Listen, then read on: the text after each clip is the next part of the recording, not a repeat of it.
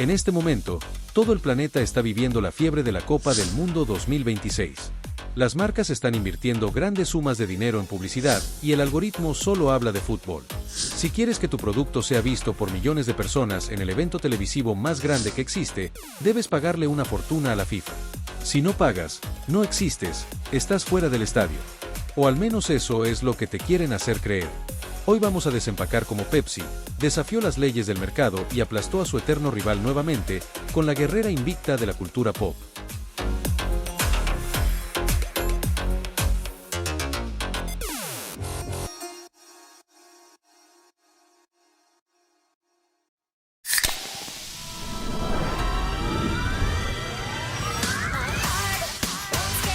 Para Pepsi, este enfrentamiento no era nuevo, era la continuación de una guerra corporativa de años.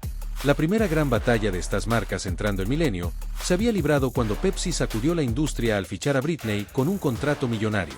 En un movimiento apresurado por no perder el mercado juvenil, Coca-Cola intentó contraatacar firmando a Christina Aguilera, una respuesta que, en términos de posicionamiento de marca, pasó desapercibida ante el tsunami cultural que significó la campaña con Britney. Pero Pepsi volvió a plantarse frente a su rival. Esta vez, el terreno de juego era la Copa del Mundo Corea-Japón 2002. Coca-Cola se sentía protegida por un contrato que le garantizaba el monopolio exclusivo del torneo. Lo que nunca vieron venir fue que Pepsi, gastando menos de la mitad de ese presupuesto y sin pagar $1 de patrocinio a la FIFA, los derrotaría con una fuerza despiadada, demostrando que cuando tienes a la princesa del pop de tu lado, tienes una apuesta segura para la dominación cultural total. Para entender este gran suceso, primero tenemos que entender contra quién se estaban enfrentando. La FIFA es una corporación que opera con la soberanía de un pequeño estado independiente. Su mayor mina de oro son los llamados derechos comerciales. Para el Mundial de Corea-Japón del 2002, Coca-Cola era el dueño absoluto y exclusivo de la categoría de bebidas carbonatadas. Un contrato, por el cual tuvo que comprometer más de $100 millones solo para asegurar ese ciclo mundialista. Ahora sumamos el gasto de activación. Coca-Cola desembolsó cerca de 40 millones adicionales en la producción de comerciales, logística en los estadios y la activación de marcas locales. Por eso la FIFA tenía reglas muy estrictas para proteger a sus socios.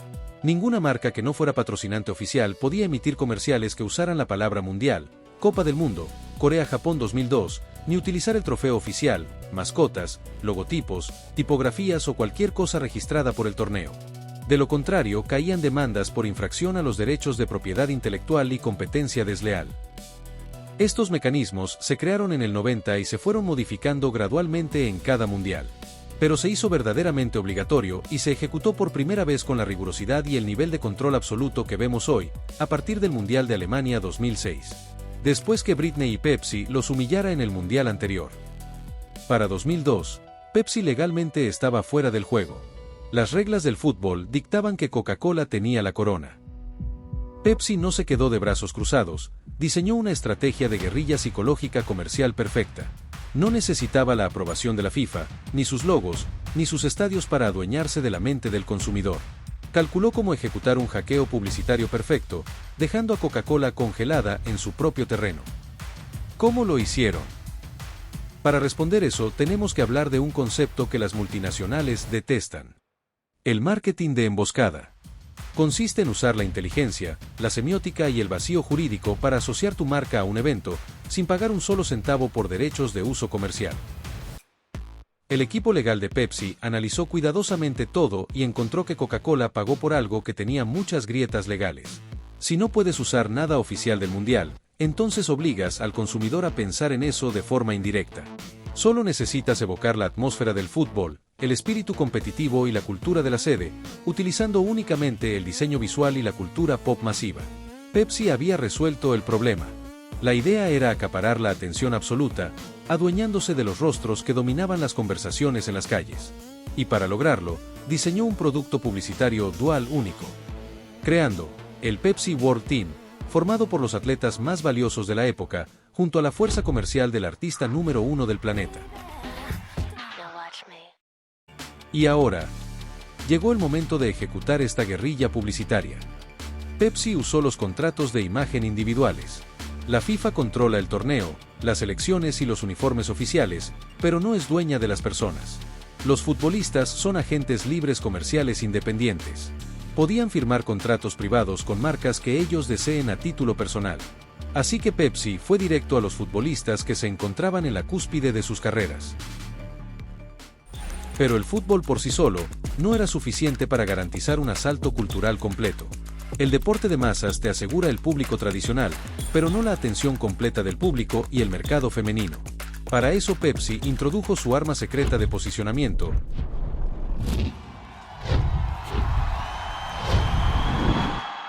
Thank you very much. La princesa del pop. Britney ya era su embajadora global. Pepsi la convirtió en el motor y la voz principal de toda la estrategia musical. Su inclusión fue una clase maestra de cross-marketing, fusionar el fútbol y la princesa del pop, los dos nichos más rentables del entretenimiento joven. Al colocarla al frente de la campaña, Pepsi logró que un anuncio de temática futbolística se transformara instantáneamente en un evento icónico. Dejó de ser un comercial tradicional de refrescos, para ser una experiencia donde la artista más seguida del planeta cantaba lo que parecía ser la canción oficial del mundial junto a los dioses del deporte. Para evitar demandas, no existía ni un solo elemento registrado por la FIFA. Pepsi diseñó uniformes genéricos con su identidad corporativa. Y el golpe maestro fue la producción anticipada de los comerciales y sesiones de fotos. La FIFA blinda hoteles, entrenamientos y canchas durante las semanas del torneo. Además, la agenda de los futbolistas hacía imposible llevar a David Beckham o a otra figura a un set de filmación en fechas de juegos. Pepsi tuvo que adelantarse. Todo el material audiovisual de la campaña se filmó y produjo antes, entre finales de 2001 y principios de 2002, aprovechando los descansos de las ligas europeas y las vacaciones de los futbolistas.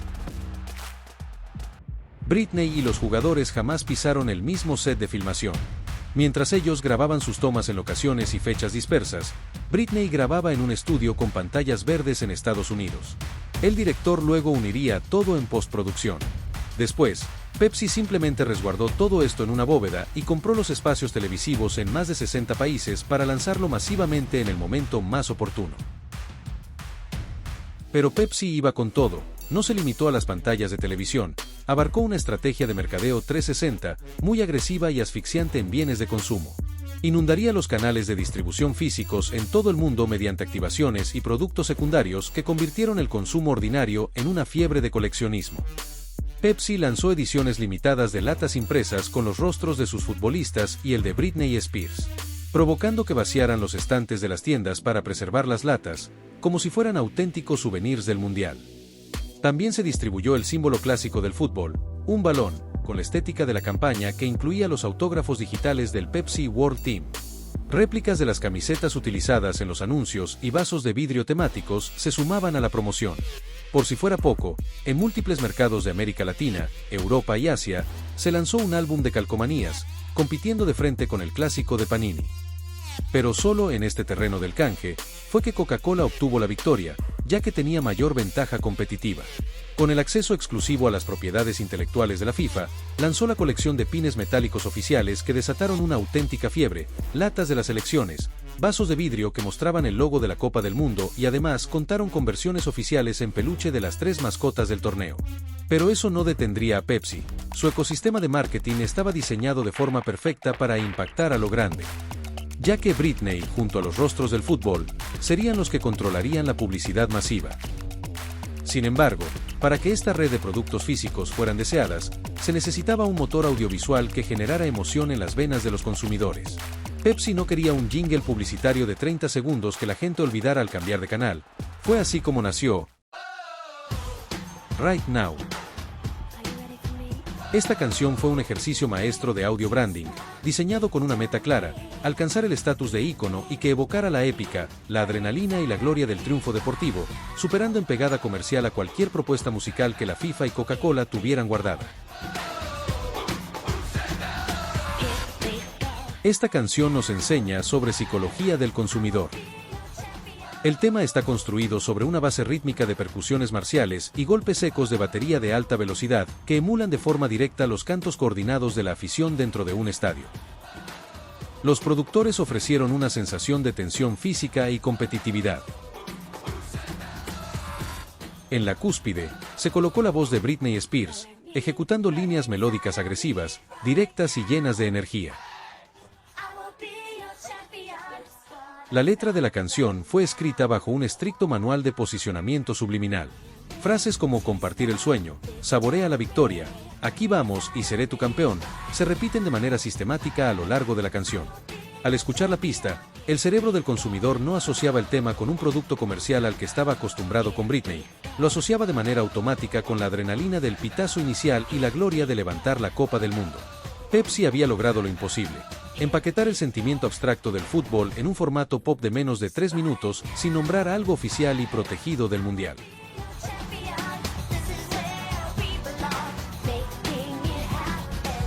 Pero esto no se detuvo en la música.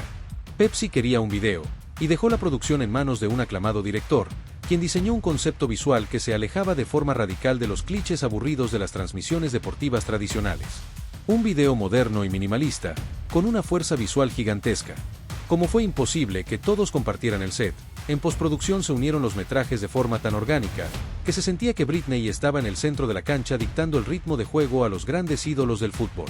Cuando el comercial se lanzó simultáneamente en más de 60 países, adaptándose a los horarios de máxima audiencia de las televisoras locales, la emboscada fue letal.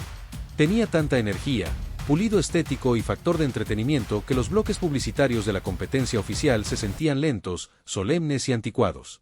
Pepsi y Britney se habían adueñado por completo del lenguaje visual mundialista en la mente de la audiencia global. Fue una descarga de dopamina visual que devoró los niveles de retención en la televisión de todo el mundo. El video no te mostraba un partido ordinario sobre césped, iba mucho más allá. Era un choque de estrellas realizando jugadas, intercalados con planos estilizados de Britney que proyectaba control absoluto. Prácticamente sin decirlo, Pepsi nos gritaba: "Somos el Mundial de Fútbol". Y para rematar, Pepsi lanzó 2 comerciales más. Uno donde mostraba la cultura tradicional de las sedes en un partido con zumos, donde dio a entender que estaban en territorio del Mundial, asociando de manera indirecta a Corea y Japón con Pepsi, a través de pura estrategia visual.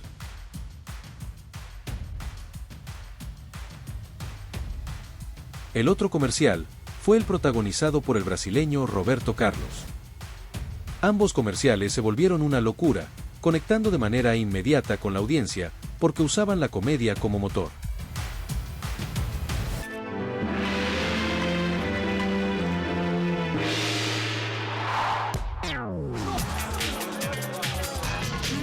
Pero el verdadero impacto de todo este hackeo comercial no se midió únicamente viendo el furor del público, también se midió en la gran molestia que se desató en las oficinas del patrocinante oficial, quien vio cómo Pepsi lo dejó completamente desarmado ante la invasión que habían desplegado. Para la FIFA y Coca-Cola, esto era una humillación comercial. Catalogaron públicamente a Pepsi como un parásito que ejecutaba técnicas de golpes bajos para succionar la atención de un torneo que no les pertenecía. Pero legalmente las manos de la organización estaban atadas, no podían sancionar a los futbolistas por cumplir contratos comerciales privados que no interferían con sus partidos en la cancha. Y como Pepsi no cruzó la línea de usar el escudo oficial o las palabras registradas, las leyes de libre comercio internacional los protegían por completo. Salvo un pequeño detalle. En una campaña global de más de 60 países, un solo error milimétrico en la adaptación local de un anuncio puede dejar una ventana legal abierta para que el enemigo actúe en los tribunales. Ese error técnico se cometió en un mercado clave de América Latina: Argentina. La FIFA desató una censura inmediata, ya que en su publicidad se usaba la frase Tokio 2002. Pero esto solo dio más visibilidad, ya que convirtió al anuncio de Pepsi en el video prohibido más buscado de la televisión abierta. La marca dominaba las conversaciones, utilizando únicamente el poder del entretenimiento puro. ¿Por qué la FIFA y Coca-Cola no tuvieron éxito? ¿En qué habían fallado? Como podemos ver, una masiva inversión financiera no garantiza el monopolio de la atención. El problema de origen no radicó en la distribución de sus productos, ni en la colocación de sus vallas dentro de las canchas de Corea y Japón, sino en un error de marketing conceptual tan grave, que hasta su canción oficial terminó por abrirle de par en par las puertas a la emboscada de su eterno rival. La FIFA y Coca-Cola, siempre bajo un esquema burocrático, excesivamente institucional y sin una gran planificación, seleccionaron como tema oficial la canción Boom de la cantante Anastasia. La desconexión de la canción Boom es una lección de cómo no hacer audio branding deportivo. La FIFA buscaba replicar el éxito cultural de Francia 98 con Ricky Martin, pero ignoraron por completo la psicología del consumidor de fútbol. El primer gran error fue estructural, la canción carecía de la épica de estadio. Boom estaba construida sobre un pop funk de tempo medio y plano. El tema no tenía nada que evocara el drama de la competencia, y lo peor de todo, carecía de un coro hímnico fácil de replicar. El consumidor de fútbol necesita un gancho melódico que las barras llenas de adrenalina puedan corear de forma ensordecedora en las tribunas. El coro de Anastasia era vocalmente impecable, pero no conectaba con las vibras del fútbol en estadios. El segundo error fatal fue el posicionamiento demográfico de Anastasia. Ella tenía un éxito gigantesco en mercados específicos de Europa Central, pero era una desconocida a los países anfitriones y el mercado americano, mientras que Britney, además de figura global, era tratada como una diosa por el público asiático. Pero el video musical oficial terminó de sepultar la campaña de la FIFA en el absoluto olvido. Mientras Pepsi ponía a Britney Spears con una indumentaria deportiva liderando un choque de alta energía junto a los mejores jugadores del planeta, el videoclip del tema oficial te presentaba a Anastasia cantando sobre una pequeña plataforma. El concepto narrativo del video era un extraño rayo de luz alienígena que abducía a personas comunes y corrientes de las calles para llevarlas a una especie de fiesta en el espacio.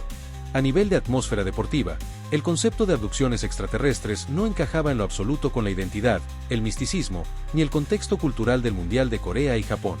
Para intentar salvar el desastre, la producción introdujo de manera forzada algunas tomas de momentos futbolísticos. Pero el daño visual ya estaba hecho. Era un video musical común, de ciencia ficción y bajo presupuesto que pasó completamente desapercibido. Le entregaron a la juventud de la era de MTV un concepto alienígena plano y aburrido, mientras que Pepsi les dio un espectáculo de efectos visuales, comedia y rebeldía pop masiva que terminó devorándose toda la atención. Pepsi y Britney Spears habían ganado de forma unánime el partido publicitario del Mundial 2002, demostrando que la audacia creativa y el uso inteligente de los vacíos legales podían quebrar el rendimiento de un patrocinio oficial multimillonario. Ya el mundo entero recordaba e identificaba con mayor facilidad los anuncios de Pepsi que los anuncios oficiales de la competencia. Creían que Pepsi era el patrocinante oficial de la Copa del Mundo y todo eso logrado sin pagar patrocinio.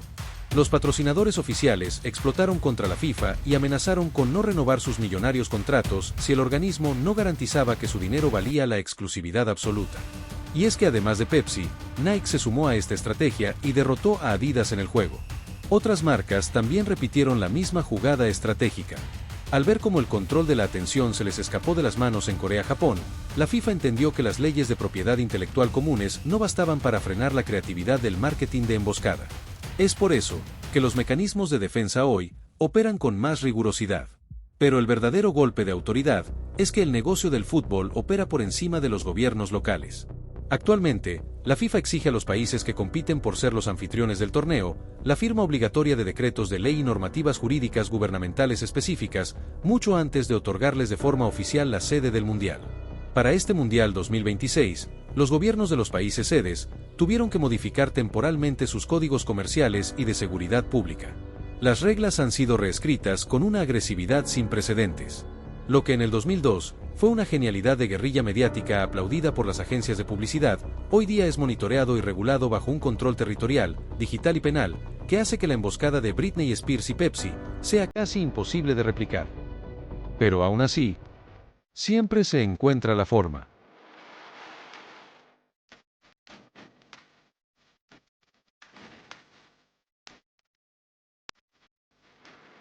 Al analizar este panorama, la lección es clara.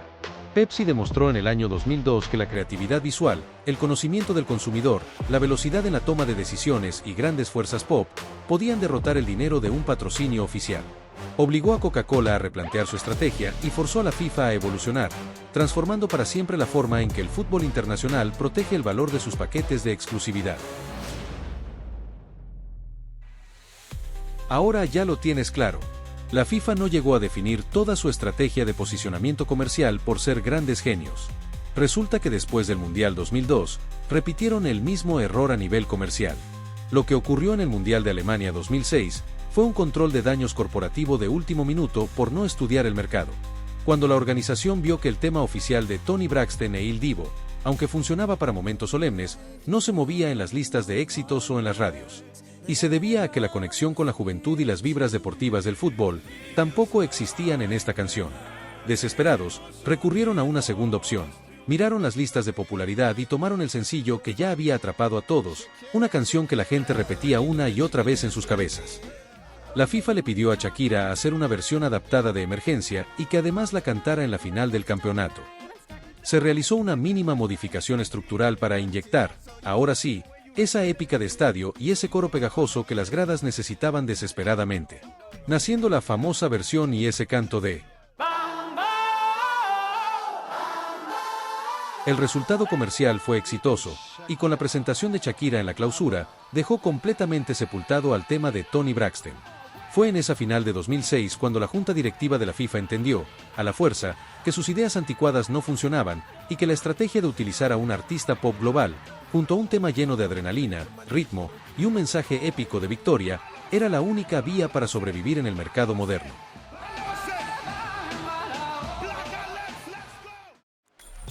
Y ahí es donde el legado de Britney Spears se vuelve inmortal. Fue precisamente el trauma financiero y la humillación mediática que Pepsi le propinó a la federación con su campaña del 2002, lo que los obligó a modificar su manual de marca, si realmente querían competir contra los monstruos de guerrilla publicitaria. La FIFA, y en especial Coca-Cola, no ficharían a Britney Spears. Eso sería admitir que Pepsi era superior. Fue por eso que, para el siguiente Mundial de Sudáfrica 2010, la FIFA abandonó de forma definitiva las estrategias publicitarias solemnes de corte tradicional. Decidieron asimilar por completo el modelo femenino de energía pop que Pepsi había inaugurado en el año 2002 junto a la más grande. Así, nació la decisión de cederle el puesto y el control de la música oficial a Shakira. Aunque de igual forma, eso fue la admisión definitiva de que Pepsi había tenido la razón desde el primer día con Britney Spears, dictando la hoja de ruta que el fútbol mundial se vio forzado a clonar para no perder el negocio del entretenimiento. Toda esa campaña comercial se erige hoy como una pieza de culto de la era dorada de la televisión, pero también es el monumento histórico al último gran hackeo publicitario que el mundo del fútbol permitió en su historia. Esta emboscada comercial quedó inmortalizada para escuelas de marketing. Pepsi y la princesa del pop saborearon la victoria y diseñaron el manual para alcanzarla.